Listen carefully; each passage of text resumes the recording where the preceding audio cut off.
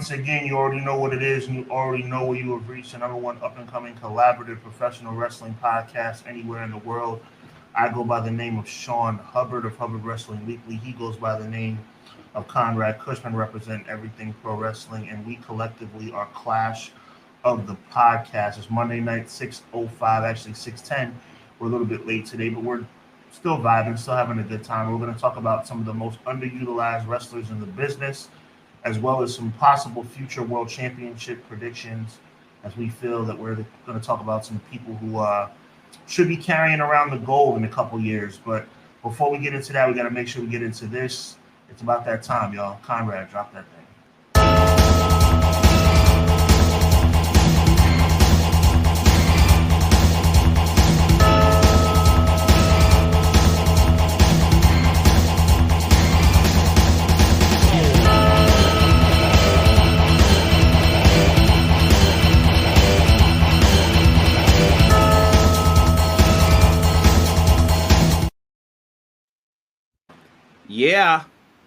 Yeah. Conrad, what's the vibes, man? Man, you know what time it is. Clash of the Podcast, 6:05 Eastern Standard Time, every Monday. If you're not here, I don't know what you're doing before Raw. I even put this link in my group so that you can watch it if you need something to recover from Raw. I was told Raw wasn't too bad last week. I watched it in chunks. So we got some people popping up in the chat though. Make sure you guys come in, show love. As usual, make sure you hit the like button, subscribe to both of our channels. Sean's is down in the description box below, and leave us a comment, man. I love reading your comments and what you guys think of what we're talking about on the show today. But let's kick it over to some fine folks here. Quill's first one, and he said, "What it do though? What's up, Conrad, Sean, and chat? It's your boy Sir Quills is here again to enjoy yet another dope episode of Clash of the Podcast, episode 47. Let's talk about how WWE fumbled the ball yet again." Quills, you know what it is, man. It's becoming a trend. It's becoming the norm, actually, which is why I believe I made this declaration probably about I'd say a month ago, maybe. Forgive me if it's give or take a week or two, but I have not watched Monday Night Raw nor SmackDown live in quite some time. I admit I DVR it, but I don't get to SmackDown until Mondays, and I don't get to Raw until Wednesday or Thursday, if that. And sometimes they lap each other. That's how disgusted I am with the product. Doug says, "Let me talk to you." Go ahead, Sean. That's all you. Yeah. Everyone knows what day it is. Now for our favorite part, the Clash. On the left side of the screen representing EPW, Conrad Cushman, and on the right side of the screen representing Hubbard Wrestling Weekly, Sean Hubbard. Doug, I like it. I was talking about you in the pre production meeting with Conrad. Good energy on your part. All love, Doug. All love. 5 more minutes. 5 more minutes was just for me, man. I'm a little burnt out today. I went back to work today, and you know how it goes. I was supposed to be off, but I got roped into some stuff, so I'm just trying to recover. M. Leezy for Sheezy.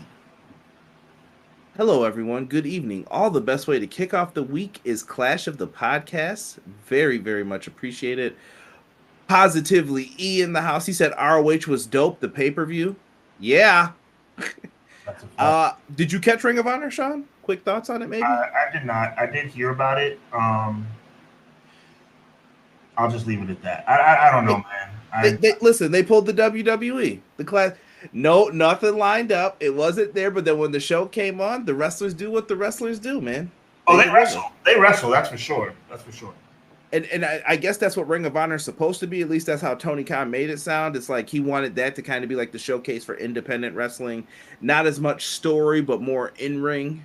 And we've seen more Gaga lately on like Dynamite. Maybe we can get into that one week too. That's a whole nother. Too, because you're saying that we're seeing more Gaga on Dynamite. That's starting to scare me a little bit because I've always sung the praises of that organization. Well, you have to separate Collision and that. And I think Collision has been geared more towards old school wrestling fans. I prefer Collision. I'll tell everybody now. I like how Collision's presented more than Dynamite. It's I love the opening. Yeah, it's a shiny new toy, but they're doing good so far. But I like the openings. It's Saturday night's main event. You're going to hear from people, I got an issue with you, and I'm going to see you tonight. I know you're in the building. And I'm like, I like this. And then the other guy's like, you're not going to see me because you couldn't see me last week when I beat you. Yeah. You couldn't see me this week when I beat you again. Yeah. And guess what? I'm going to the top to become the next whatever champ, whatever the goal is for them. I like that. Great job out of you recognizing that's the old school Saturday night main event entrance beginning. McKinney in the house. Yo, I'm here to talk wrestling and let y'all know that the grass is only greener on the other side if you ain't over there effing it up. Bro, I'm going to talk about McKinney for 30 seconds, yo. This dude, I thought he would probably, great follow on Instagram. Make sure you check him out. Dude doesn't just send over wrestling stuff, bro. Like, he sends some inspirational. If you guys notice on my screen tonight, I don't even have my name up. I have 2 inspirational quotes today. Nothing but showing love today. But anyway, McKinney drops gems, bro. This dude, listen. This is a, in my opinion, a microcosm of life. And we've laughed about this in the DM. McKinney used to get on my last nerve, bro.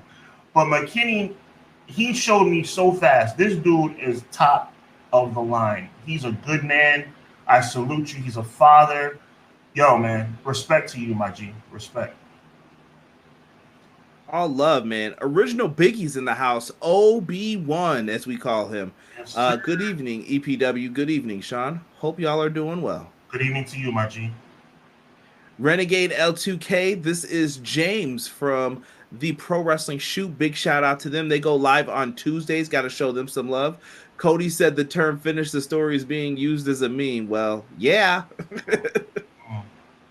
And then, hey, there's Jesse from the Pro Wrestling Shoot. They're both on. Look at that. Look at that. Guys, we appreciate y'all. Happy Monday, y'all. BJ says, and he drops a yeah. Much respect to BJ. Thank you, BJ. He filled in for Derek this week on Dynamite at the last second. Ring of Honor Death Before Dishonor was a great pay-per-view. First time the women main evented. Matthew, thank you for reminding me of that. Willow versus Athena, match of the year contender. I did hear about that. I salute that the fact that the and my God, like Athena main evented and won a pay-per-view. I'm trying to understand, okay? I'm trying to get the WWE experience out of my brain. I'm trying to see it for what it is. She is better than what she was before. I have to acknowledge that. I just tell people, give Athena a chance. I think she's doing the best work of her career. But I told you she was always saddled by, and I don't even like bringing it up, that she didn't win the title in NXT from someone who was on a roll who they couldn't take. That's exactly what derailed her, bro. 100%. I'm just saying, I don't want to keep it's like a albatross hanging over. Like, I don't want that to be over her head all the time. Gotcha. Listen, you're doing great. You're doing your thing. Keep crushing it. No doubt. Keep crushing it. Tokyo the Menace said, let me talk to you. Overrated. I hope that's not about LA Knight. Woo! I hope it's not about LA Knight, Tokyo. If they're talking about LA Knight, that is a hot take right there. Right? McKinney said Raw is good in highlight form. Sitting there for 3 hours just ain't it.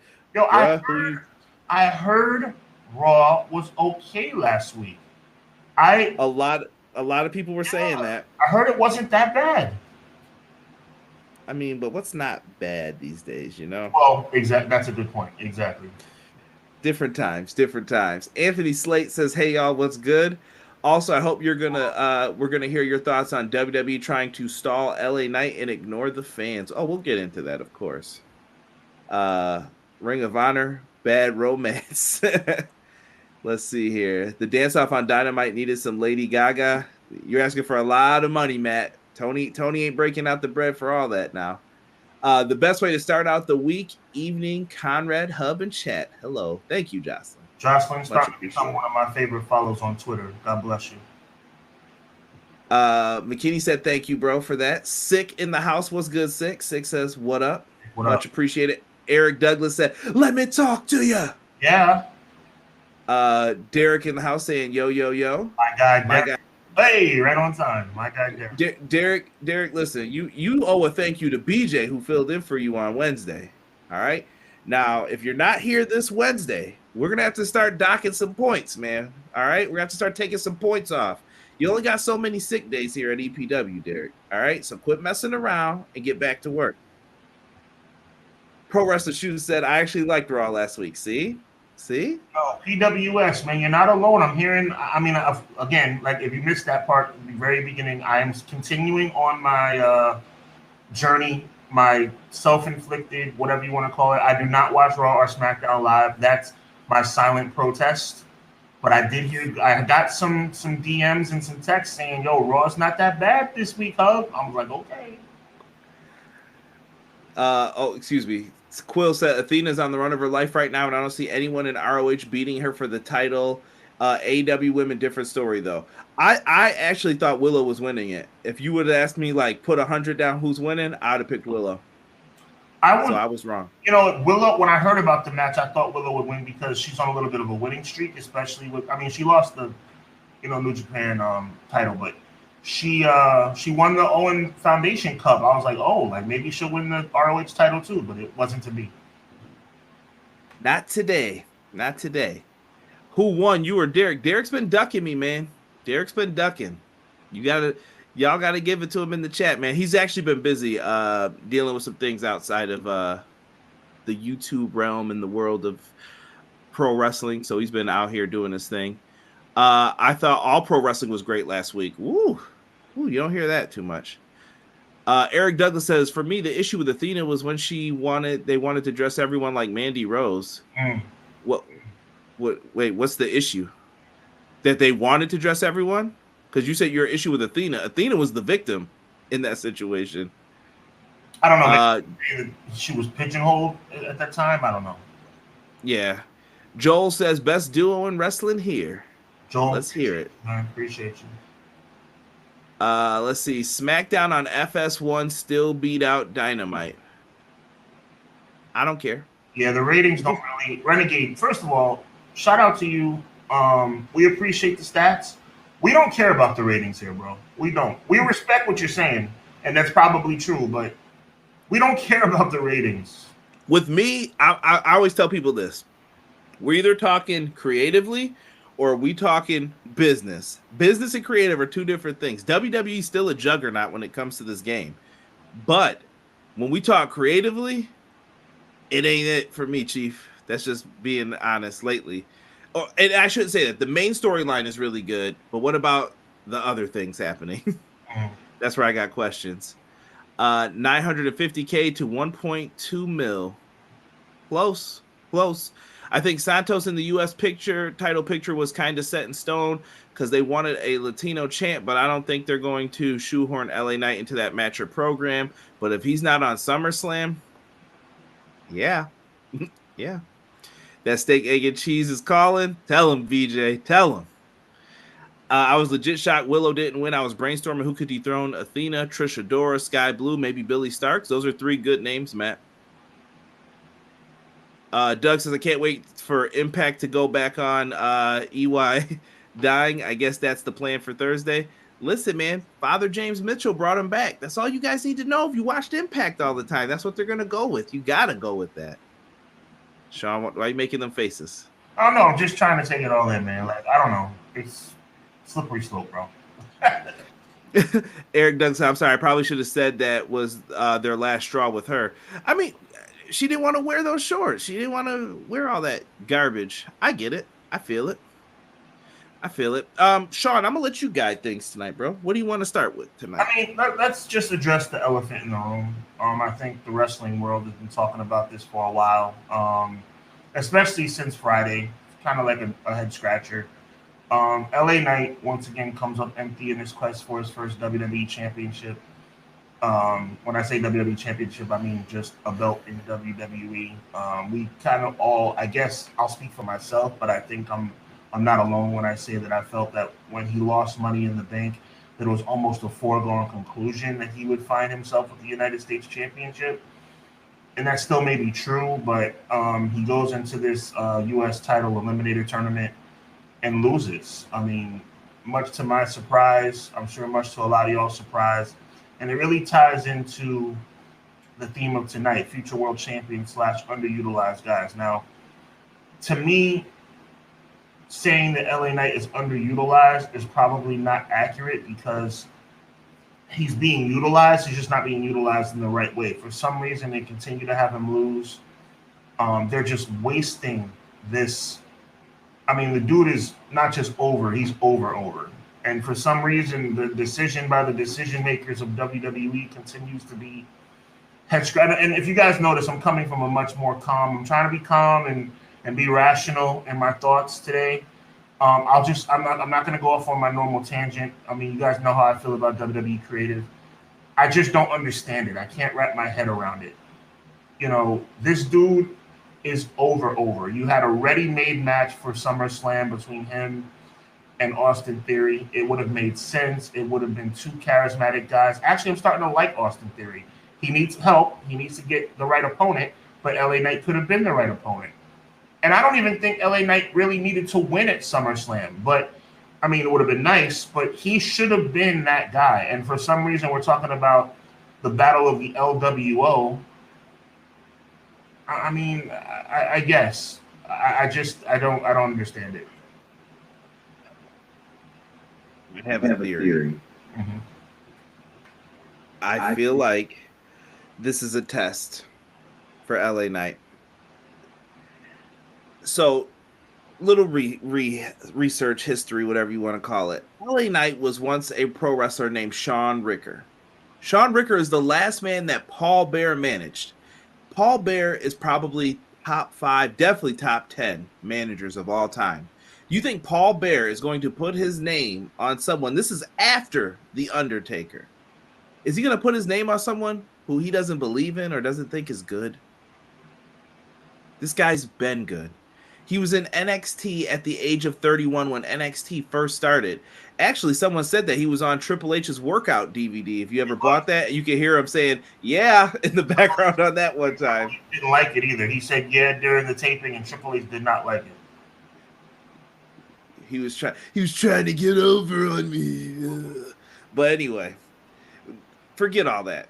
The dude's been through a lot. He went to Impact. He's always had some type of... He reminds me of Stone Cold. He knows what his character is. He knows what he wants to do and what he's going to do. He sounds like he speaks his mind. Guess what? In the world of WWE, speaking your mind gets you in trouble. Big time. Big time trouble. So I feel like this is all a test. He even had a story when he said when he was younger, he got a tryout match with WWE. They called him back for the second one. Some circumstances happened, and he took blame for it. He said, I showed up like an hour late to the show. Then they didn't call me for 3 years. Then I got put into NXT. Then they started messing with me. It sounds like someone doesn't like him politically. And if you connected the dots, he mentioned training. Who was the trainer when NXT first started? Bill DeMott. There's a little controversy around him. That I don't know. There was a bunch of stuff with that. So, and a bunch of people got let go, and they're like, yeah, I'm not surprised he's finally gone. So I feel like they're testing LA Knight. They're like, nah, we're going to see if you're really about this. They're going to try and make him miserable, make him wonder, is it ever going to happen? Is it ever going to happen? I've heard Vince is taking more of a liking to him. I don't care what Vince likes. Look, the bottom line is this. At the end of the day, we're in a... I'm being serious. It doesn't matter. No, I'm saying no matter what, he's going to control what's on TV. Yeah, that's true. It's just another example of what I've been saying from the beginning. I mean, a lot of people, I get a lot of love on Twitter, Instagram, talking about my takes on things, TikTok, etc. I'm passionate about it because I believe that I represent the fans. And at the end of the day, I feel like it's just another example of how WWE is just simply not giving us what we want. And I just think that's reprehensible, honestly. I just think it's reprehensible. It just makes no sense. Are we supposed to get what we want all the time? No, because if you get what you want all the time, then you don't appreciate it as much. But man, there has been a lot of instances in recent memory where you think about the fans just not getting what they want. I mean, it's just plain as day what the fans want to see, and they just go the complete opposite direction. It's reprehensible. But Sean, I've been saying it for years. It's been like that. 4 years. B-Boy Skyline, what's up? I see you, Chad. I see you have joined the chat as well. LA Knight gets the shaft again by WWE. What are we doing here? By the time y'all decide to push him, the big moments, he's over. It will all be meaningless. Let's pause right there. Let's give Cole some shine for this comment because he's 100% right. Are we just gonna wait this thing out until we don't care as much about LA Knight? I mean, what happened to the idea of striking while the iron's hot? Like we're gonna strike while the iron's lukewarm? This is ridiculous. I mean, he's arguably the most over guy on the roster outside on the SmackDown roster outside of Roman Reigns and the Bloodline. Let me ask you something though, Sure, and this is all honesty. You work in WWE, right? What if I told you had to get someone mega over quickly? How would you do it? Get him over quickly. You have to have him have a run with Roman Reigns. But listen to the question you asked me. You asked me the best way to get somebody over. In 2023, the best way to get somebody over is to run up against Roman Reigns. But he's going to lose against them. Of course he would. But that's what you're talking about. The best way to get somebody over, right? Right. Well, here's how I see it. Okay. I would do what they're doing to LA Knight to somebody. They hate anything WWE tells you. People hate it instantly. Number one, because of Vince McMahon and what he's represented, that we've all found out, no bueno, not good. We're not even going to get into it. Sorry. After that, you got to look at, okay, we don't want you to do this thing. I want you to do this thing. And okay, the fans may get behind it, but the fans will get behind you more if I just make you, if it looks like I'm not listening to you. The WWE is the heel in the situation is how I want you to think of it. They're going to just be like, nah, I don't see it. I don't hear you guys. I don't hear you. And the people just keep getting louder and louder and louder. The best part is you have to strike when the iron's hot, like you said, though, Sean. If you don't do that, this is all meaningless. And that's what Quill said. If you're not going to do it when the time is right, it's meaningless. But I think it works. I'm not going to get up on my soapbox. I'm just going to say what I feel, and it's going to be what it is. If more people boycotted the product the way I have been, it would make a difference. WWE, let's call a spade, man. So, somebody called it out earlier. I think it was Renegade. At the end of the day, WWE is getting crazy ratings every single week. Until that starts to diminish, they can have 8 Doink the Clowns out there at a battle royal. It won't matter. The fans need to take a stand, bro. And I don't know what's wrong with us, and I'm including myself, because even watching it on DVR, I'm still selling out a little bit. I shouldn't watch it at all, but I don't watch it live. I understand. Correct me if I'm wrong, Conrad. I believe watching it live and the DVR numbers they vary the ratings. So I don't. It reflects. Right. Thank you. So I don't watch it live. But until we take a stand and stop watching this crap, nothing's ever going to change. Sean, I'm here to let you know we're the minority in this for WWE fan base, at least. Mm-hmm. We're not there for them. It's not for us anymore. And I think that's kind of the sad part with the whole thing. I just don't know when does the Roman thing jump the shark for people eventually? Like after WrestleMania 40, I don't know what else to do with it. It's over to me. Like this thing is done. The problem is, I was talking about this with my homegirl from Kansas City, Renzi. She's going to be on my show with you and Crystal on August 3rd. Cody is the guy for WrestleMania 40. It just my question is, when do we get to a point where, okay, you know what, we have to veer away from this thing? I'm not saying, I'd be a fool to say Cody's not over. Cody is extremely over, right? But and I'm not going to get on my Jey Uso high horse. We all know how I feel about him and the Usos in general. If LA Knight won the Royal Rumble, would that be the worst thing in the world? I don't understand this, bro. I don't understand this. I don't understand why we have to stick with Cody Roman 2 for WrestleMania 40. Why does that have to be the case? I don't understand. Let me take you guys back a little bit, bro. Let me take you guys back a little bit, and I'm going to take you on a quick trip so we don't take up too much time. WrestleMania 6, Hogan and Warrior. The plan was for Hogan Warrior 2 at WrestleMania 7. They deviated from that plan. They realized around December, January of the following year that it wasn't in the best interest of the company to run it back. Do we really feel confident that running Roman versus Cody back a second time is what's best for the business? I'm not sure about that. It could be, maybe, but it's not a foregone conclusion that we're talking about this in August. I mean, how pathetic is that, Conrad? And I'm going to let you talk. How pathetic is that we're talking about Cody Roman 2 as a rumor that's probably going to come true, and the WrestleMania we're talking about is 8 months from now. This is not excuse me. This is not Royal Rumble time, Conrad.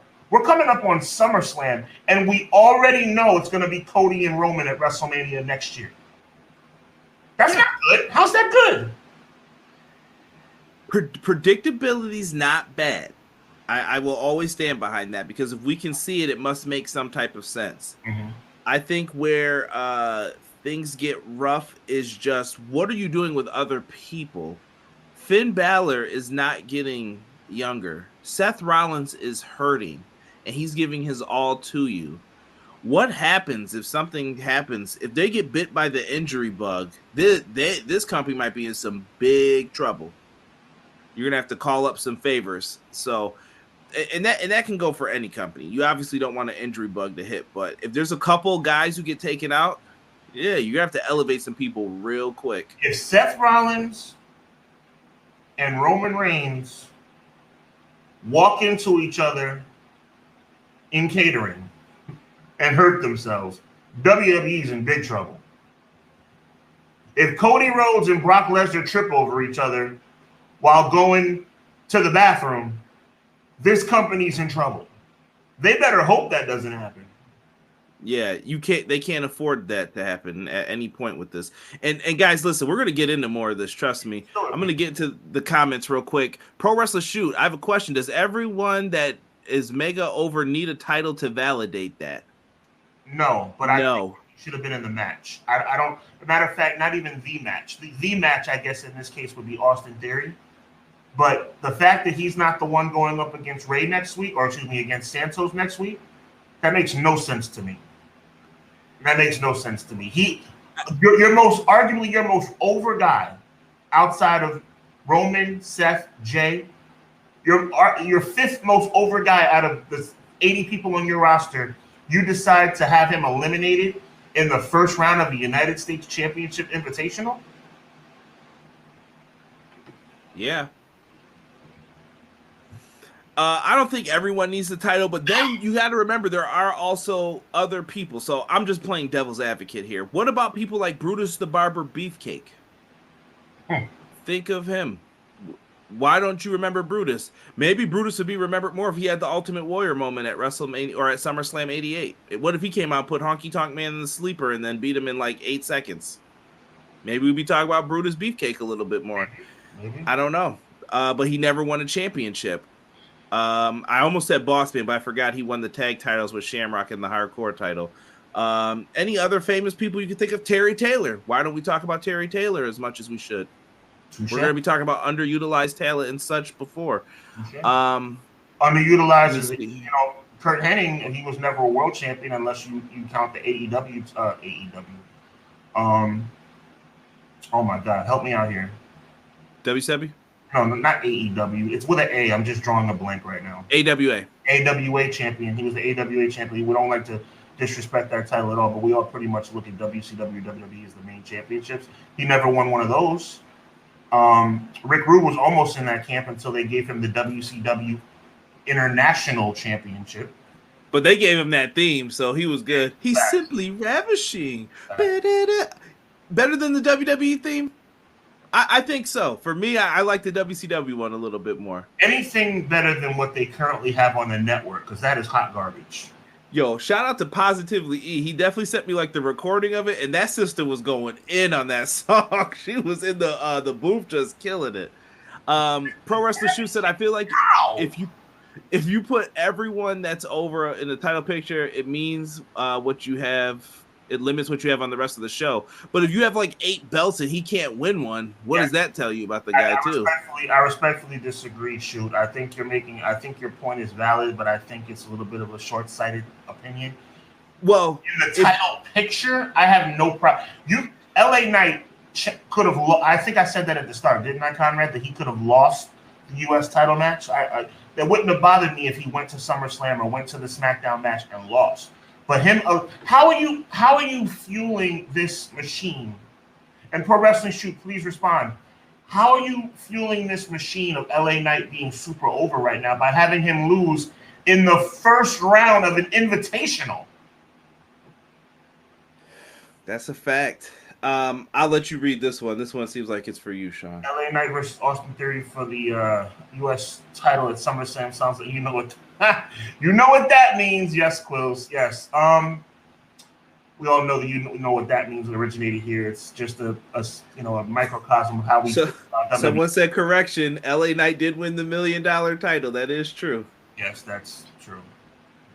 Eric Douglas, I appreciate you. But, shout out to NXT 2.0. If you guys missed it, classic feud with LA Knight and Cameron Grimes. Or was that regular NXT? I've said it before and I say it again. WWE doesn't just go against what the fans want. They totally turn their back and walk the other direction. It's blatant. It's like if the fans started cheering, like blowing the roof off every time Fandango came out. He's not even in the company anymore. WWE would do everything in its power to not give us Fandango. It's just they just go against the grain. I don't understand it. It's very weird what they do. Did Rusev need the push when Rusev Day was over? Did Zack Ryder with the YouTube series? No. But here's what I'm talking about. I just did a SWOT analysis on the AEW game. Make sure you guys go check it out somewhere, sometime. But did Rusev need the push? Yes. Yes. He ran into the John Cena monster, and then you're like, okay, what is he supposed to do now? Keep losing? But then he was like, I can get myself over with this. Rusev Day. They did all that stuff, and then what'd you do with it? They gave you something on a platter, and they're telling you to eat, and you're like, nah, I'm not hungry. That's what WWE does. Zack Ryder.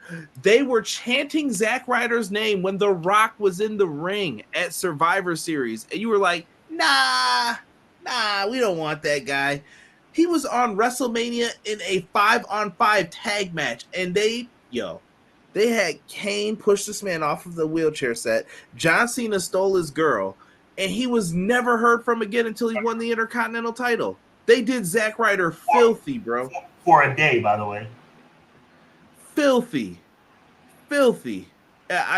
Ridiculous, in my opinion. WWE is trash, bro. I'm telling you, man. WWE is garbage, bro. Thank God the reason why they can't really mess up the bloodline thing is because the bloodline thing is so freaking good. No, because it's who they picked. Okay. It's when it's their idea, they feel like, yes, this is all me. Yes, okay. This is great. I told you Roman would get over it. And that's what Vince is saying probably to himself. Gomez McMahon. We don't call him that anymore. He doesn't get the dignity of his real name. McKinney says LA Knight and Hugh Morris got into it day one, so I think it all stems from when he was 31. But now I think it's a patience thing. But he's 41 now. You don't have time. When time is against you, yeah. Imagine you're at work, you're like, you know what? Not this time, but in like 10 years from now, when you're like 52, we're going to give you that big promotion. I was in a similar position. I'll tell you guys the truth. I won't say which job, but one of my jobs, I wanted to get promoted, and they kept saying, no, you were this close, bro. That was my favorite thing, is to say, you were this close. You were the runner-up, and I did everything. I was like, well, what can I do better? Why did I lose? They never had an answer for me, and then I just realized it's not me, it's them. That's who they want. That's what you've shown me your colors. There was no legitimate answer why you didn't get the promotion. Yeah, it was just ridiculous, and they had nothing. When you got perfect attendance, when you show up, you do everything you were supposed to do, what are you going to say to me? You got nothing to say to me.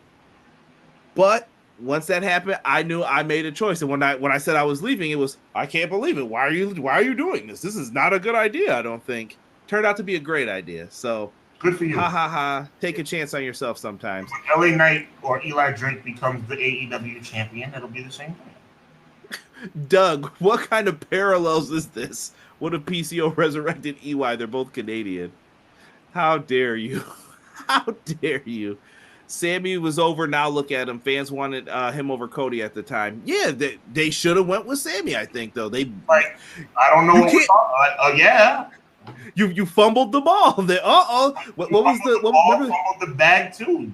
What was the Shawn Michaels thing they did the one time? Oh, there's Shawn Michaels dropping the ball again when he was the commissioner. There he. And that was them trying to be funny, but that's what really happens when you drop the ball. You can't even do anything about it. Like Rob says, just added some woes to their theme and they're over. This isn't rocket science, guys. Whoa! Rob knows I love that song when it was in AEW. Even the bad Snoop Dogg version that they did of it. That Snoop Dogg version was bad, yes. Bloopy and Snoopy, let's get wild. Wrestling has more than one royal family. All right, Snoop. Your impression makes it so much better. Rob knows. JJ Jocelyn says, I don't watch sports entertainment, but just like in real life, there should be something going on and they're waiting until the situation passes. Maybe they don't want a personal issue public. It's a good assessment, Jocelyn. Conrad, you make sense here with that assessment, thinking about the storyline, the authority, Daniel Bryan. I don't even want to get into that stuff, man. I'm seeing what you guys are putting in here. I'm trying to get some other people's stuff said who we haven't seen in a minute here. Austin Theory is becoming a nonsense champ. He's doing nothing with the title and hasn't grown one bit since becoming champ. And to pick time out. Joel's point, what has he really accomplished even since beating John Cena? I'm going to argue that point, though, too. When company directions change, other people were going to be hurt by it. And Austin Theory, I think, is one of the most hurt people by the whole Vince is in charge. Now he's not. Vince is back. Now everything has changed. The focus has shifted. Austin Theory is not a focal point anymore of Vince McMahon's because Vince has tunnel vision. I don't know if people have ever seen this. When you're his guy, that's all he sees. Hulk Hogan from when did he get him? 85, 83? Whatever he got him. 83, 4? 83. He knew, bro. He knew. I'm building this dude up to be the next big champ. He don't care about nothing else. Once he said, man, the fans aren't listening to me. I guess I got to listen to the fans. Stone Cold's my guy. But I always said there's always the people's choice. This is what they used to do. There was the people's choice, and then there was Vince's choice. Bret Hart is the people's choice. Shawn Michaels was Vince's choice. The Rock is Vince's choice. Stone Cold was the people's choice. Trust me. Trust me on that. They tried pushing him to the moon and nothing. Yeah, Rick Rude WCW theme. There we go. We got another vote for him. I still believe Kofi didn't deserve the title. You are bugging, sir. Wow. Kofi Kingston. Wow. Kofi Kingston definitely deserved that. Hold on, I got to hear him out. Maybe he has a legitimate argument to it, but that I do not agree with that at all. I will 1,000% disagree. Yeah. Kofi Kingston deserved that championship more than people know, and he was disrespected as champion. Everybody's opinion is welcome here, but I could not disagree more. That is... Ooh. Gomar, what's good? Welcome to the chat. Welcome to the chat. And people are talking about how they screwed the pooch on things. LA Knight lost a 4-way in the cam after zoomed on him. WWE is aware of this man's popularity. They are telling a story. Problem is, fans are always in a rush. Where is this confidence coming from in WWE creative? Shooting anybody else. If you're going to sit up here and talk about my microphone, if you're going to talk about this, then let's talk about what's bringing us to. I'm not just sitting up here talking about WWE creative being trash because I'm just blowing smoke. There is evidence to the fact. Well, we're going to highlight some of this now too with it. Ziggler. Sean, what do you what do you want to talk about? Underutilized players or what? Yeah, we can talk about the underutilized guys. I mean, Dolph Ziggler, I don't even know if he it's a shame I don't know whether he's hurt or not. That's how often he's not on television. I don't think he is. He's perfectly healthy. 2014 is now 9 years ago, bro. Survivor Series 2014, when Sting helped him become the sole survivor in a match with Triple H on the outside and the Authority, The Big Show, John Cena. Dolph Ziggler was Seth Rollins. Dolph Ziggler was the sole survivor, and nothing came of it. Rusev Day was over like a mug. Nothing came of it. Zack Ryder, they didn't just let Zack Ryder fade away. They buried Zack Ryder. I'll never know why. And I'll never know why that Cardona wants to come back to this godforsaken company the way they treated him. Pro Wrestler Shoe said you busy tomorrow, Hub. Hit me. I should be. Yeah, we'll talk. I'm guessing we could. Stop it up. I think you're getting the invite to the show. I think they record tomorrow. I'd be honored, Pro Wrestling Shoot. Hit me. I think we follow each other on social media. Hit me. Jocelyn said you trying to get them to blow up. It won't happen, Renegade. I'm at work right now, but I also run a pod. You're more than welcome to join us so I can elaborate. Can't really get the point across through text. Okay. I would be honored. Just hit me with the info. Okay, people are giving me the Hogan dates. Vinny in the house. Did you think tribal combat ends with an actual blood? It would make sense. No, I do not think that happened. No, I think Jay needed to explain, and he did. Because everybody was like, okay, what does tribal combat mean? And Jay went into it. It's basically no holds barred. It's a no holds barred match for the Undisputed Championship and the title of Tribal Chief. There it is. And actually, Sean, you know what? I missed a question for us last week, and I forgot, and I'm gonna answer it now. From Providence Lucha Talk. It must be good if you're running it back. No, I just saw it and I feel bad. I leave no stone unturned. Someone asked us who would win a hardcore match in their prime: Mick Foley, Nick Gage, Dean Ambrose, or RVD. So if all of them were in a match, who's coming out the winner in that one? I am going to say RVD. Prime who? RVD, Mick Foley, and who? Nick Gage and Dean Ambrose, Jon Moxley. I would have to go. Oh, I hate to agree with you sometimes, bro. I have to go with Prime. Prime RVD is Prime RVD. If you didn't know, you don't know about RVD and ECW, bro. Was the sad part, bro. And I know he was cooking. The sad part is Prime RVD wasn't even on mainstream television. That's the sad part. He was pretty good in 01 still. He still had it 01, 02. He was crushing. That's true. But, they crush your soul, and then they give you the belt in 06. They wait 5 years later. Okay, now he's ready. Hold on here. We're getting some Damian Mizdow. Remember him? Yes, that was another name. Why the heck? Emily's for she's appreciate. You couldn't tell me why that for some reason they put the kibosh on that. It was working. Bro, do you know who gets super upset about Damian Sandow? This is before Mizdow stuff even. When he was the intellectual savior, I never saw Derek get more upset than when that man cashed in on John Cena and lost. Derek was like, why'd they do that to that man? Wow. Okay. I was like, Derek, why are you so upset? He was like, nah, he was good, bro. He is a good wrestler. Why did they do that to him? He was so sad for that man. We got people talking about Zack Ryder was nuclear burial. Why would Matt Cardona go back at this point? Because it's his dream. You could tell it. He dresses up like the Macho King every week on the Indies. It's his dream to be in WWE. It's time to wake up from that dream, Matt. I hope Matt Cardona is watching this, and I'm going to say this to Matt. I'm looking right. Matt Cardona, you are a talented professional wrestler who was mistreated by Vince McMahon and all the people who run the show over there. Don't do yourself the disservice of going back.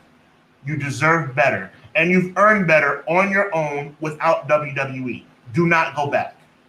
That them checks talk though, Sean. He knows it. He's getting money. I understand he's getting money. Renegade said just like the Big E run, they were desperate and wanted to catch viewers for the CFS title game? Conference final? Is he talking about college football? Yeah. Big E run wasn't college football at CFS. I don't know. I'm thinking he's talking about college football. Yeah, college football. It was he won it. Wait, time out. When did he win the title? I don't know. I think he means college football, but I'm not sure. Is he talking about Central Florida? Did they win that year? I don't remember this. I don't know. Yeah, I don't know. Brain gets foggy around that time because of what we can't say on this show. RV doesn't even fit into that match. McKinney, I didn't pick it. I just answered the question, brother. I just answered. Did Mr. Kennedy deserve the title before his injury? I would have been behind it at that time. It wouldn't have bothered me. My answer is it wouldn't have bothered me. He was over. Mr. Mr. Kennedy was getting over as well, but then I hear voices in my head. Oh yeah, the same guy who caused Kofi's push to end. Oh, funny. Funny. Oh, interesting. Toxic Life 690 says hi. Hello, Toxic Life. Toxic Life 690. And then you effed up and reminded the company why they kept you where you were. I don't know who that's in response to, Rob. I forever hate John Cena because of that, Derek said. He said Cena should have just spoke up for the dude and said, put him over. I don't blame him. I forever hate Cena because of the misuse of Damian Sandow. Original Biggie is there as well. Edge. What? Yeah, chat's jumping all over. We're going to keep it moving in here. I put some names down for underutilized talent. I put some in here that are probably weird ones, Sean. So I went a little old school for some. Okay. Not Razor. The Lightning Kid. I always felt like 1-2-3 Kid was much better than they ever allowed him to be. I think that he could have been an Intercontinental Champion. He was a great worker, but he was plagued at the time of that "you're too small, kid." They gave him more, like he changed the game for the smaller guys, but at the same time, I really think he deserved more. That's just me talking, though. Even in WCW at 6, like, come on, dude. Give this guy something else. I don't. I like Sean Waltman, but I feel like they used him in the best way that he could. He was a tag. You got to remember, his list of accolades is pretty strong.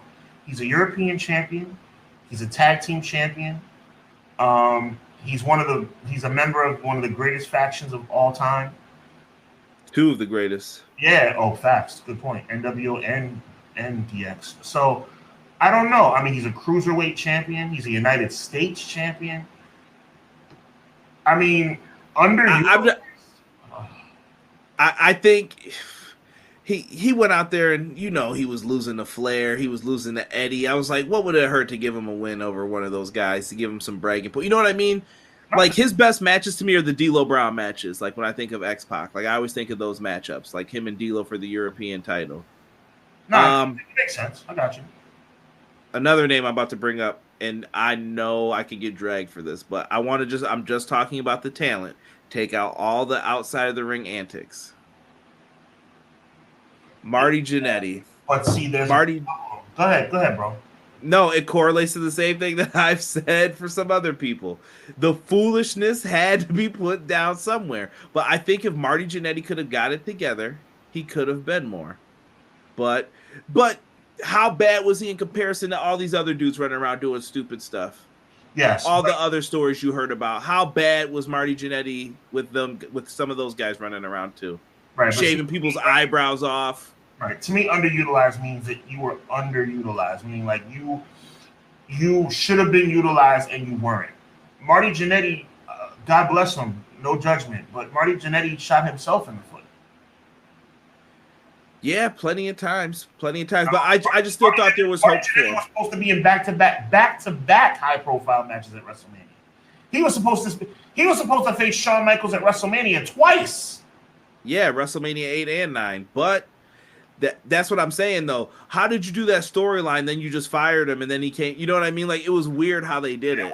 It was weird. It just came off awkward, and I thought they could. I think they could have used him better as well when he was teaming with Al Snow, aka Leif Cassidy. Mm-hmm. Al Snow's name was almost on this list too. Like, I thought of Al Snow a lot, but I didn't want to get too deep into like ECW and everything else. Where I thought you could have did something more with him. Another underutilized player, one of my favorites of all time. And I've heard people have blamed Vince Russo for this, but I am a Test fan. I did not say testicle. No. I am a Test fan, and I thought Test back in 1999 should have beat Triple H, but instead they were like, we'll pedigree him and put him in TNA. What was this? How did he fall from grace like that? He beat Shane. He had Stephanie. Everything was working great, and like I heard Vince Russo once pitched for him to be in DX. Test, SummerSlam 99, elbow off the top rope through the table, Shane McMahon. That was his, the marrying Stephanie gimmick. Test was on the, you want to talk about heartbreaking, God rest his soul? Test was on the verge, and I mean this close. This close to superstardom. But you know what? I think I'd be better suited for that position. Hey, Vince, how about I crash the wedding and take everything that Test has been working for the past 6 months? What a scumbag. Yeah, I was not a fan of what happened with that. Let me see. One of the most underrated, D'Lo. Do you feel like if anyone other than Roman was champion, do you think Sammy would have won the Universal Championship? Not anyone, but most people. Yeah. McKinney said, I like the 1-2-3 kid, how they used him in the scrappy underdog that caught the win over the bigger guy. Just when you thought it was over, he grabbed all the light heavyweight titles as 6 X-Pac Hall of Fame. Yeah, but is X-Pac going to get his own Hall of Fame induction, or is he just going to be the guy who stood up there with his buddies? You know what I mean? That's what I'm thinking of with underutilized. Like, I feel like he's not appreciated for his own merits. I saw this dude as the Lightning Kid when I was like 6 or 7. I remember coming home watching, I think it was Global Force Wrestling on ESPN. I don't know why I had this memory, but I saw Jerry Lynn versus the Lightning Kid, I believe was his name there. Amazing match. One of the best matches I ever saw from that company. I couldn't tell you anyone else who was there. Sean Waltman was extremely talented. I mean, and they gave him some run. Like after he beat Razor on Raw, he ended up being a sole survivor at Survivor Series that November. He ended up, facing he faced IRS, lost to IRS, but then like I said, I was at SummerSlam, then he ended up being a sole survivor at 93 in Survivor Series. In a few Royal Rumbles, won the tag titles at the Royal Rumble, won the tag titles on Raw. I mean, X-Pac and Kane were a great tag team. I mean, X-Pac, how much more? My question to you would be, how much more could X-Pac get? If you're saying he's he won the second most prestigious title in the history of WCW. He won all the cruiserweight belts. He's a European champion. He's a tag champion. Only thing left is like being a world champion. Like, do you think he should have won the WWE championship? I think he should have been an Intercontinental champion, and he could have been in higher profile matches than he was. That's what I'm saying. Okay. I think you could have put him in there against Rock for a pay-per-view, but instead he's doing chumpy stuff that I'm like, why is he doing this? He faced The Rock in the main event of Raw for the title. They did, but they. I'm not being funny with you, bro. I'm not being funny. Oh, I believe you, but we know what that was back then. Taka and Triple H wrestled too. Like they know. Let's get some context. The Rock X-Pac match was the match where Shawn Michaels turned and joined the corporation.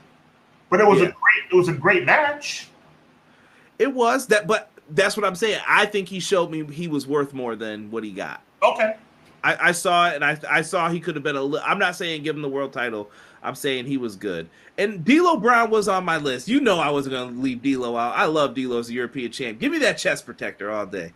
That joint was fire. D'Lo Brown, one of my favorites. I thought he was underrated. You're putting him in the same boat as X-Pac? Let me go on record. I love LOVE like a brother. I wish I knew D'Lo Brown because I would hug him. I love D'Lo. But how much further could he have gone? He was the Eurocontinental champion. He was a tag team champion. One of my favorite Kurt Angle lines. I'm the first Eurocontinental champion. D'Lo Brown doesn't count. Right. So he was, again, like that's what I'm trying to say, bro. Like, I love D'Lo Brown. I can't stress it enough. I'm saying it so many times because I don't want anybody to think I'm disrespecting him. But he won the European and Intercontinental belts. Like, what else is there to do? He wasn't going to be world champion. Should he have won King of the Ring? I don't know. Like, he wasn't going to win the WWE Championship. How's that? What I'm saying, how's that underutilized? So here's my issue. Yeah, thank you for bringing up JBL. So JBL got to be a world champion. But I'm looking at people, to me, JBL, Farouk, D'Lo, X-Pac, they all fell into the same category around that time, European tag title reign. Why is JBL a world champion, but not any of these other guys? Test wasn't better than JBL? You notice I didn't say Test. But I'm just saying. X-Pac. But I'm saying I still think D'Lo and X-Pac could have hung with him instead. Okay. Matt Lopez just brought up X-Pac's a former X Division champion. He could have been wrestling for the world title in TNA. That's what I'm saying. Compared to who they had at the time, he should have been in the world title matches. They didn't do it at that time. Jared Simmons, I also remember how Test turned heel and was even cool with Triple H and Stephanie in some backstage statements. I always thought that was a weird dynamic. It was. They knew what they were doing. Like Test help doing Stephanie favors, like stupid. I'm going to answer this as politely as possible. Do y'all think that accident between him and Draw stunted his career in WWE? I do think so. I think it made people apprehensive, but they still like D'Lo. Is that the best way to put? Like they were like, I think I'm heartbroken. First of all, rest in peace, Draws. I'm heartbroken of what that accident did. If this is going to make any sense, guys, hear what I'm saying and internalize it. I'm devastated about what happened to Draws that night, but I'm also up here devastated about what happened to D'Lo that night. Right. JBL was better than Test. Let's be honest, bro. I'm going to firmly disagree with that. Sure he was. You think JBL's over Test? I'm sorry. I misread that. Sorry. No. Okay, I misread that. Sorry, Sick. I got to disagree then. I thought you said Test was better than JBL. No. Here's why I say that, though, Sick. JBL lost like 2 weeks before he beat Eddie Guerrero for the title. Him and Ron Simmons lost like some match. I don't even remember who the team was.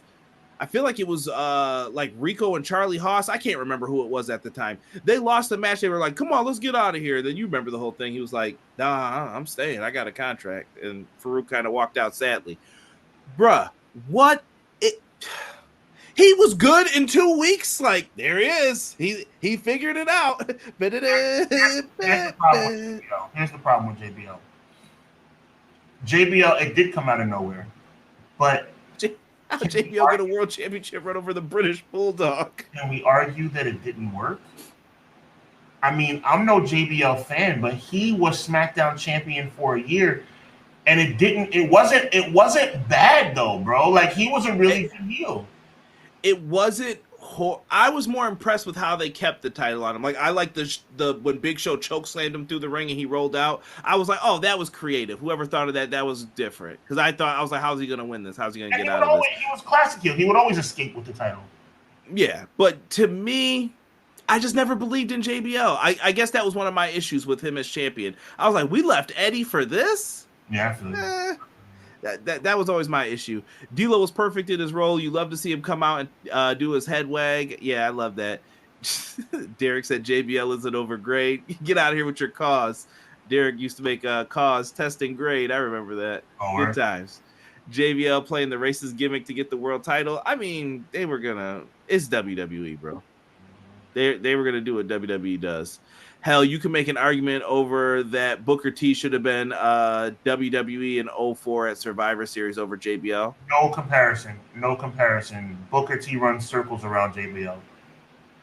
Yeah. Booker T's another one. You waited too long to do it. They RVD'd him. I don't understand why they did that. Let me see here. JBL brought intensity, good in-ring work, and a good promo. The racist gimmick was what it was, but all around great wrestler, one of the best heels in the business, and loved the clothesline from hell. There's only one thing I agreed with in that whole statement. The clothesline from hell? Yeah, great clothesline. So I'll tell you this. I prefer APA Bradshaw over JBL. I've always told people that. I think everybody prefers JBL in APA compared to JBL, but the problem is, my only argument is that I don't think it flopped. It was weird, no question. It was weird. But once he beat Eddie Guerrero and then he kept the title in the rematch on SmackDown, I think it was, whatever it was, it started making sense. Like, oh, you know what? He's going to beat the Big Show at No Way Out. I don't know how, but he's going to beat the Big Show at No Way Out. And then he beat Undertaker. He beat everybody. But then, and by the time WrestleMania rolled around, it was time for him to give it up.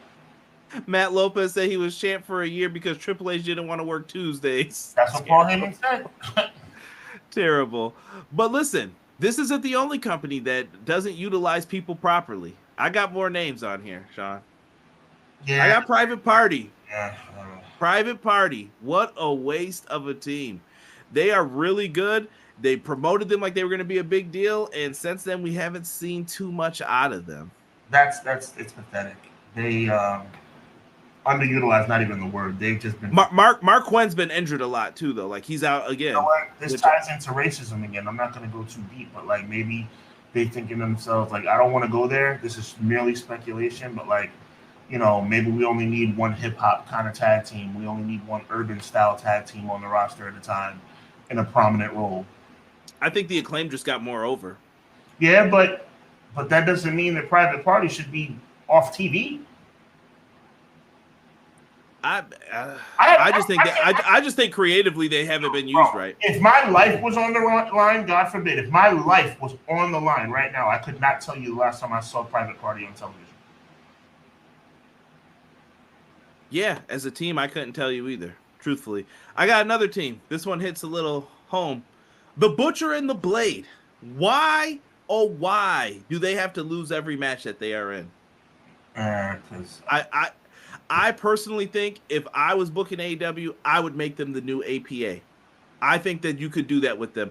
They're believable. They could beat people down, and their gimmick was that they take money, but I never see them take money for anything. So why not have them just be the brutes? I'm not saying make them the face of your tag division. What I'm saying is these are the guys you give the belts to for 6 weeks to change something up if you need to float the titles over to someone else. And on the side, you give them backstage segments where you're like, you're going to go out with this guy tonight and help them win because blah, blah, blah. We need to have like an upset victory, and you're going to be the X factor for it. I think you could do that with them if you wanted to. But I don't know. I just feel like they're misused. And then I always got to hear, the Butcher has the most eliminations in a battle royal, but he hasn't won one. Like, what? He's king. So what does it mean? Because he's king. It just hurts. It hurts. That always made me. I got Lance Archer up here, too. I think he's another person who could be. I don't like him at all. Not a fan? Not a fan. Respectfully. I got Dalton Castle up here for Ring of Honor. I know, as you guys can see, he's got the back brace on underneath, but I think Dalton Castle's another underutilized player. I don't know if he can be utilized more is the problem. I don't know how bad that back injury got, but the dude was the Ring of Honor world champ with a broken back, basically. I mean, I respect him. That doesn't mean I think he should be pushed. Well, what I'm saying is Dalton Castle before that back injury was really, really, really, really, really, really good, and he never got to see his full potential, and I think it sucks that he never got it. And I think he's still over now, but I feel like he's destined to be like 6-man champ forever. Like, that's where he's gonna be. Throw some names out there. All time or current? Anytime. Well, to me, you got to think, like I said it before, I'm gonna harp on a little bit more. Dolph Ziggler, I think it's Dolph Ziggler. This could be argued. Dolph Ziggler could be the most underutilized person in the history of the business.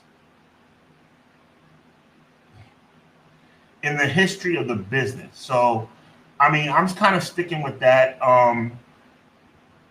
You know what? I think that and it's hard to say this about tag champions, but I think the Street Profits are being underutilized, but I think we might be on the verge of seeing them be very well utilized very soon, I hope. I don't know what's the deal with that Bobby Lashley stuff. It's the new Hurt business. Yo, it would be the dream business, in my opinion, because we're talking about a dream team. If who on TV, this little tease we got actually come to fruition, if you're talking about Bobby Lashley, Carmelo Hayes, Trick Williams, and the Street Profits, that's money. That's too much money. That's a lot of star power in one spot. Not Trick Williams. No, but Tricks with Carmelo, that's a package. Yeah, exactly. You could do some great stuff with it. I ain't gonna front. If they can keep it together for a little bit, that's a powerhouse team. I mean, do it. Because we're talking about underutilized. Do you think that the Street Profits are like on top of their game right now? I don't. right? I'm loving the comments we're getting about all these different teams. It's very interesting. McKinney said, I like Private Party, but I hated the gimmick and old boy haircut, but they could be something. I feel like Private Party's for the younger kids, too, though, a little bit. Like some of their jokes and stuff. Yeah.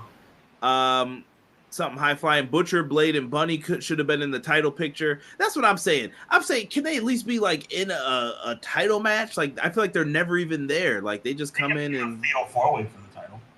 Yeah, they just get beat too easily. I don't like it. Gomar said, I think Bobby Roode was underutilized. In the E, maybe. Rob, I see your comment. Rob is actually the reason why I don't believe in Dolph Ziggler anymore. He's not wrong, though. He told me, stop caring about this dude. They're telling you don't care about him. And I was like, yeah, he's not wrong anymore at this point. I am looking. What do you think about...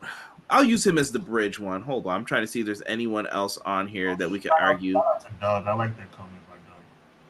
Where's Doug? Uh-oh. Lashley, SP, Carmelo, and Trick. That's a good idea. Oh, here we go. I appreciate that, Doug. And it's true. That would be a... Yo, I'm gonna throw something out there that might make people mad. Because right now, I think Judgment Day, besides... Everything is besides... Let's just say this. Without saying everything's besides the Bloodline, right? So besides the Bloodline, the Judgment Day is the hottest faction in the game right now, in WWE right now. If you put Bobby, the Prophets, Carmelo, and Trick in a faction, they immediately become 1A to Judgment Day's 1. Immediately. I'm adding a bunch of people. Sorry, I'm trying to move this so that it's in order. I should have probably had this ready before, but there's... I got some arguable people here real quick. We'll kind of give quick thoughts on these. Let's stick with, go to WWE. Lacey just brought up somebody that's definitely not arguable. It's 100% facts. Johnny Gargano. Yeah, that's who I was actually about to pull up. How dare you? Johnny Gargano, Johnny Wrestling. So you think he's underutilized. Now this is where we get weird, bro, because we're talking about like Dolph Ziggler and Johnny Gargano. They were technically world champions, but they're not. Like I'm like, you had something with this dude at one point. I think the way and all that stuff, I think that was a bad move for him.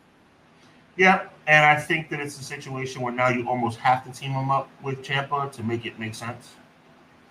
Yo, by the way, does anybody know where Dexter Lumis is? Yo, Rob and me were talking about people last night. We're like, yo, where is that dude? I haven't even thought about him in weeks. I don't know, man. Maybe he got some sense and left the company. 6 there. Remember when James Storm was at WWE? Could have been another version of Beer Money. Thanks for messing that up. That sounded like it would have been a good idea. But you know what that means. I believe if there is a War Games match in November, Judgment Day is in that match. I don't think they're going to do it. They would need... I like that, Lopez, but they would need another member. So... Let's keep flash forwarded through this. If Johnny's being underutilized, is Tommaso Ciampa being underutilized? 100%. That's at this point they need to put them together. That Miz thing that they did, bro. Bad. Don't ever do that again. That made no sense. It didn't even look right. I know I took a lot of heat by saying that Miz wasn't one of the greatest Intercontinental champions of all time, and I stand by that. But I will say this though: Miz is definitely being underutilized in 2023. Bro, he loses way too much. And I'm not the biggest Miz guy either, but I will admit, I think he loses way too much. Here's another questionable name I think could be argued on both sides. Shinsuke Nakamura. The momentum that this man had on this night. Then I was there a year later when he was getting ready to leave. I was there for his call-up, basically, to the main roster. What on earth did they do with that momentum? Squandered. They blew it like they always do. I don't, Conrad. I wish I could reach through the screen and like just shake him, bro. WWE does this. This is what they do. They screw careers up. I don't understand why you're not wrapping your head around this. Oh, I completely understand, this is what they do. Shinsuke Nakamura. Bobby Roode, Dolph Ziggler. Yo, what happened to JD McDonough joining Judgment Day? I don't know what. It still may happen, but they're blowing it by taking so long. Dexter Loomis is at home nursing Indy Hartwell. Did I miss something with Indy getting hurt? Oh yeah, she's injured. I'm sure. Okay, so that's the excuse, I guess. All right. Well, in her. WWE's defense, Ciampa keeps getting hurt. He's always been away from the company. Makes you wonder if Ciampa also doesn't like being there. I can tell. Shelton Benjamin, Cedric Alexander, Xia Li, Lacey Evans. She's a Twitter nut, but still, I feel like Shelton's time passed. But they've tried many times with Lacey Evans. Yeah. Xia Li hasn't gotten a shake to do anything, really. And I would put Cedric in the same boat. He really hasn't had a chance to do anything. He was a cruiserweight champ. Right. Before this most recent couple of weeks, I would have said Ricochet, but it looks like they're finally giving him an opportunity. You have to. By the way, quick side note, Conrad. Remember, I've always been an advocate of one night for WrestleMania? This SummerSlam is starting to prove my point. SummerSlam is looking... I don't even watch WWE television. I get all my information from watching highlights and doing my research for the show. SummerSlam is looking like a stacked card. Now, that's what WrestleMania would be if they didn't have it on 2 nights. Just saying. Just saying. It would be 8 matches because everyone... Listen, all this, like, let's just have 6 matches is cool until you're not the one on the card. I'm sure Triple H gets an earful every week. Let me see here. Lacey Evans can military match her ass right out of this company. I'm sick of her. Dang. Nobody said Ricochet, Aleister Black when he was there. Black could have been champ. Yeah, they could have been. The reason I didn't put Malachi on here is because he's kind of been promoted in AEW. And some of these stopped me. Mustafa Ali is the definition of underutilized. He was for a long time, but he's getting stuff now. Yes, he is. Original Biggie said, not the harlot. Come on now. Here he goes. My last 2, AEW, Powerhouse Hobbs. I think he is highly underutilized. He's being utilized right the way he should be. He's an upper mid card guy. That's what I think. Bro, he was with QT Marshall. What? Sweet cream on an ice cream sandwich. Why? No. You do not put anybody... QT Marshall, if you go with him, it's the kiss of death at this point. There's no way. Do you want to be in the factory? No. Nobody ever said, I want to join the factory. Nobody ever said he helped Hobbs win the title, and I was like, maybe this is going to be something. I gave it a couple weeks. Nah, fam. This was a bad idea. Instantly. And then Hobbs left him already. Great. Johnny TV being with him? Sure. He likes to goof around. He can do that stuff.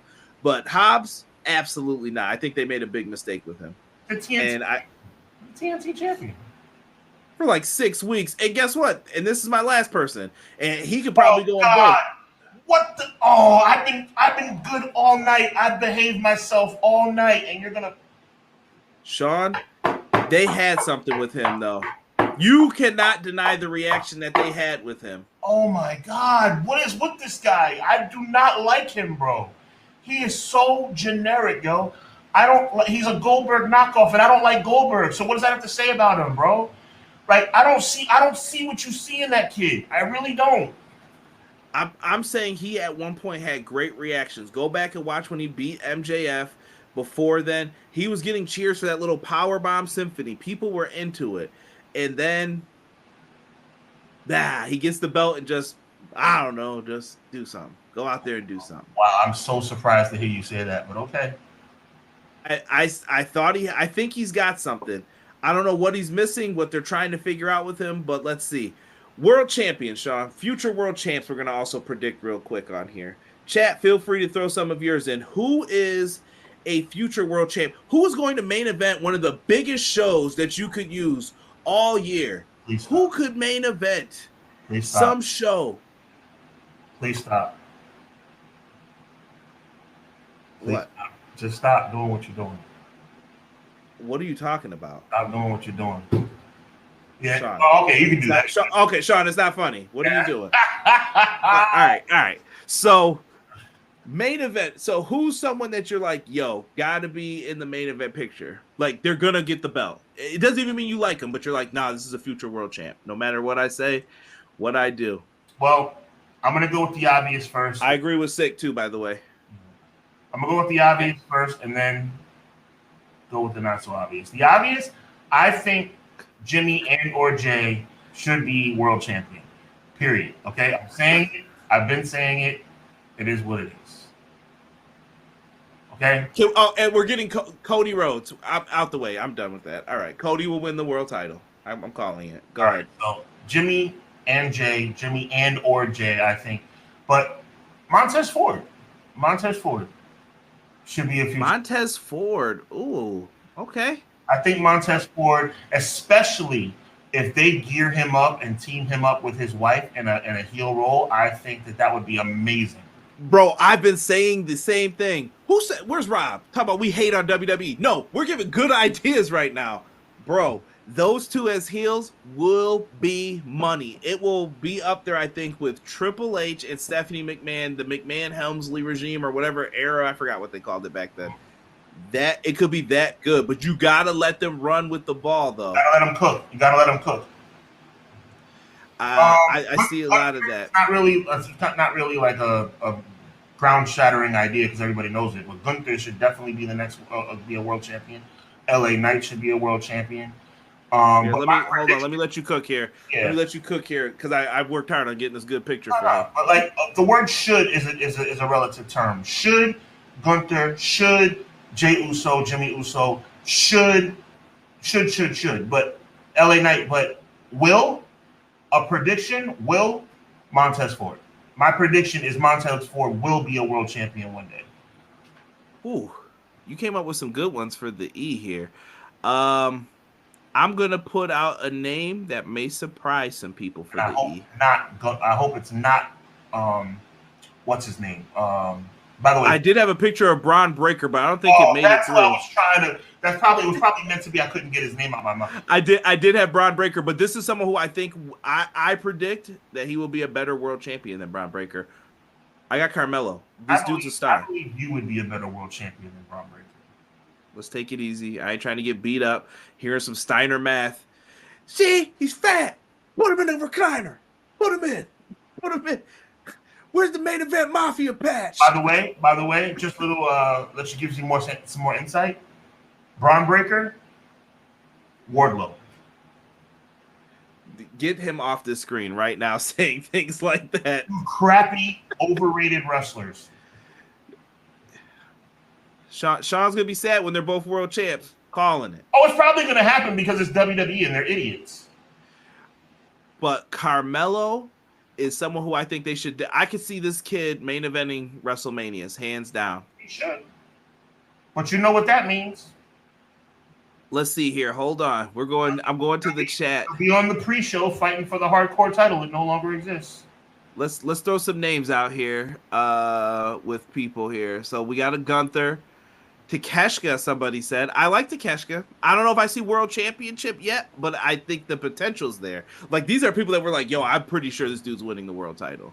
What do you think? Takeshita? Possibly.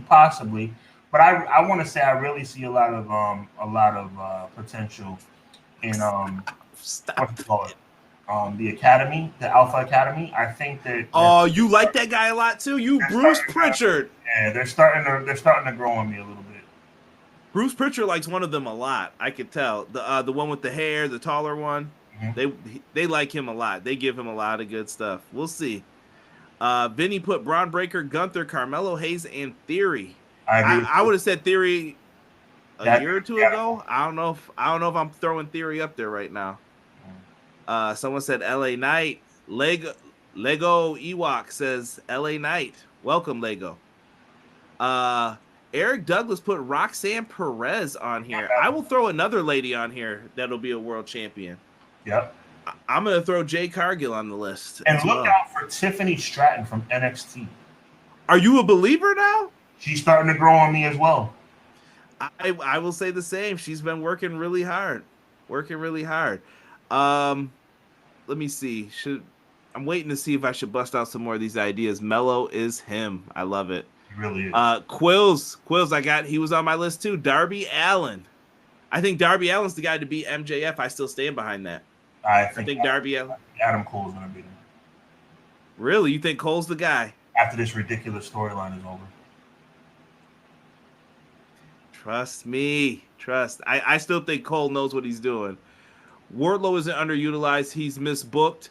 He had a spark when he started, but now that's a hip hop reference.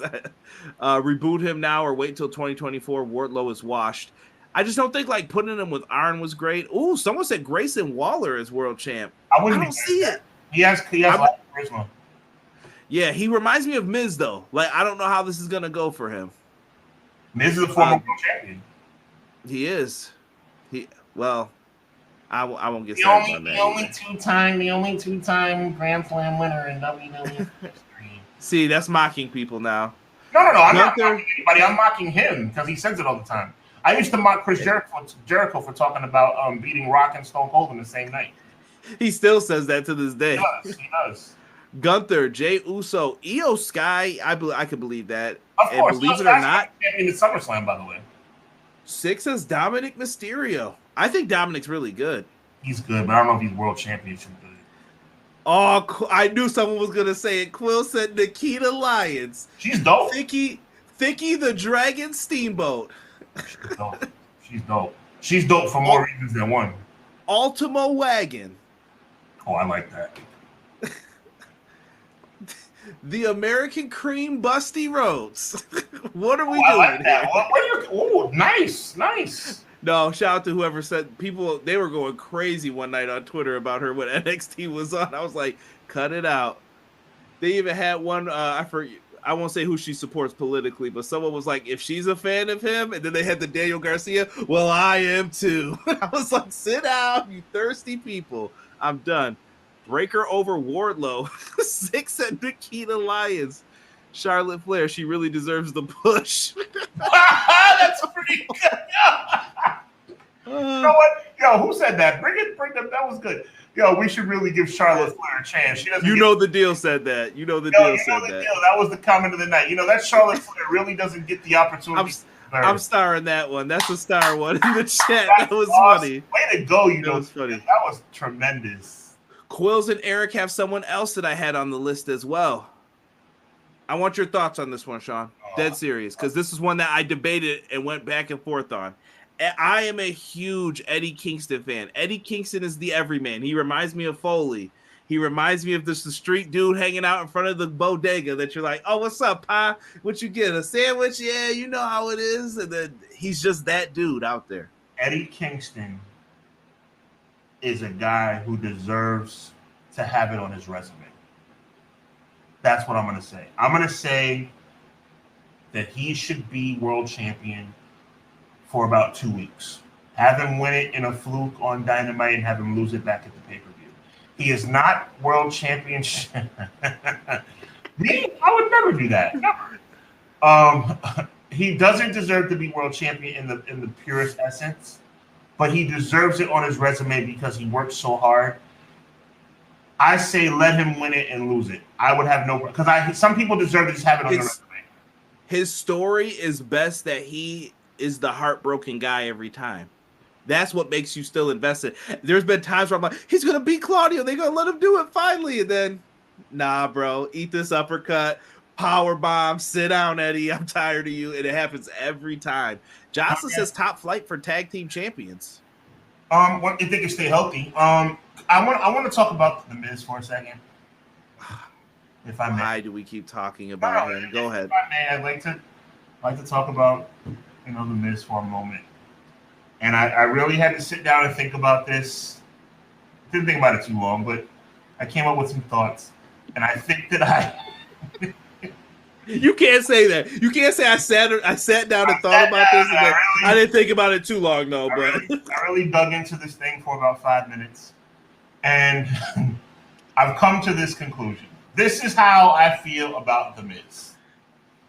Is he a first ballot Hall of Famer? Yes. And notice I said first ballot. When he is, so you're saying he's the headline of the class. I'm saying no. First ballot doesn't necessarily mean head of the class. First ballot just means as soon as he's eligible, he should go in. Number two. The Miz. I've come up with how I feel The Miz should be remembered. The Miz, and before you jump on me, just listen And if you listen and internalize, I think it'll make sense to you. This is for everybody. I want everybody's thoughts. The Miz does a lot of things very well. I'm going to repeat that. The Miz does a lot of things very well. Do I think The Miz is one of the greatest athletes in the history of professional wrestling? No. Do I think The Miz has had some of the greatest storylines in the history of wrestling? No. Do I think The Miz is the greatest talker in the history of professional wrestling? No, though he has had his moments. The Daniel Bryan interview, the back and forth with John Cena, for example. So at the end of the day, The Miz, in my mind, will always be remembered as, and I mean this with respect, because the word B+ has been used in such negative connotation, but there's really no disrespect in calling someone a B+ player when there's only been a few A+ players in the history of the business. Hulk Hogan is an A+ player. Savage is an A+ player. Austin and Rock are A+ players. I consider The Miz to be a B+ player, and that is not disrespectful. He is a first ballot Hall of Famer. I respect him. He's a B+ player. Is that fair enough? I'll let you rock. Sir Quill's put Josh Alexander on here. I could definitely see Josh Alexander. He's gonna gloss over my commentary. Okay. I am, because you stood up here last week and dogged this man. I didn't dogged him. I didn't dog him at all. I won't say you're wrong in a lot of the things you said, like with the whole, is he the greatest promo? Is he that? No. Blair Davenport has also been on here. And apparently we're going to go through these names. McKinney said Yam Yam Bigelow. Matt Lopez says Jeff Jarrett deserves a push. Thicky Bagwell. I don't know if Samoa Joe's about that, but Samoa Joe has been a world champ previously. Let me see here. I love Eddie Kingston. I really want him to be world champ, but he's his own worst enemy who gets in his way. Hate to say it, but it's true. But that's his character as well. He always gets in his own way. Derek says Charlotte doesn't get blank. Excuse me, Hubs. Cora Jade, someone said, maybe. Leo Rush, maybe. Derek, you forgot who deserves a push. Paul White. Oh, don't get him started. He's the only two-time Grand Slam. Give him the A-. Give him the A-.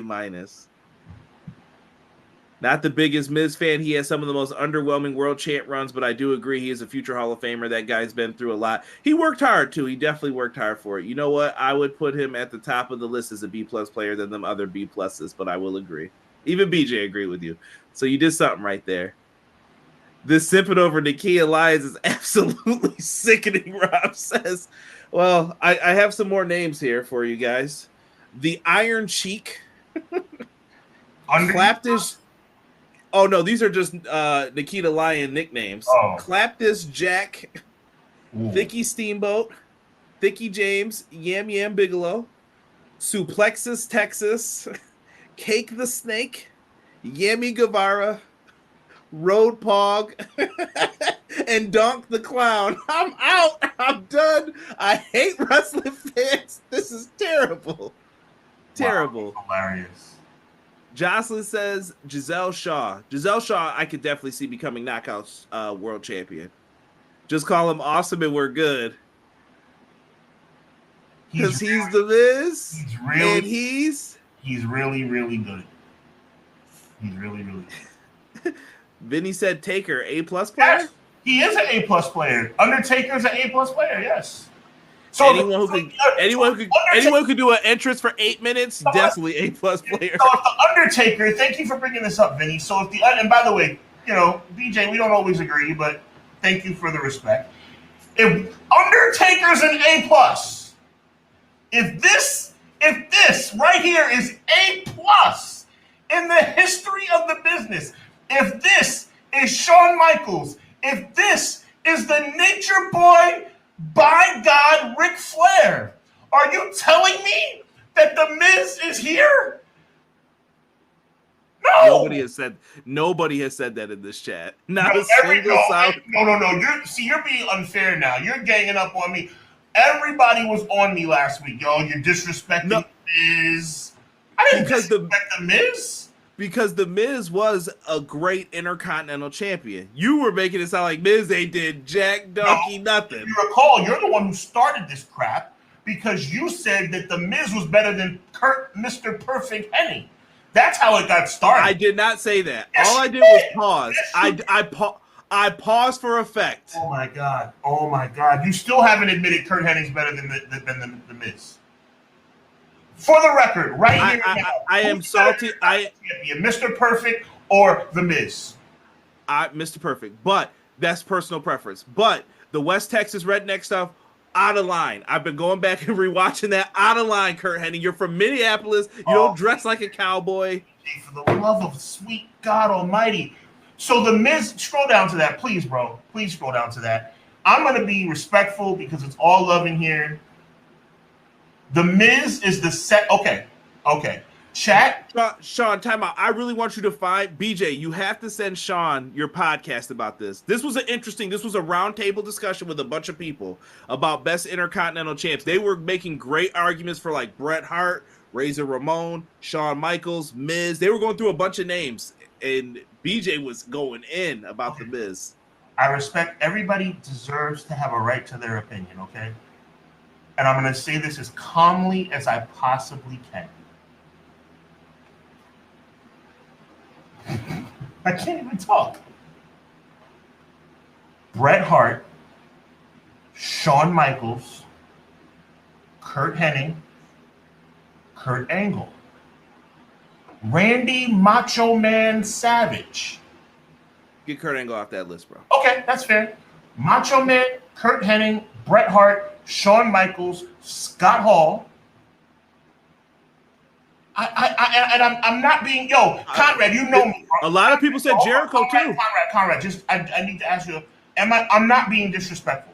I'm keeping it 1,000 right now. So let's ask this. Here's the real question. The greatest Intercontinental Champion of all time is The Miz better than Randy Orton?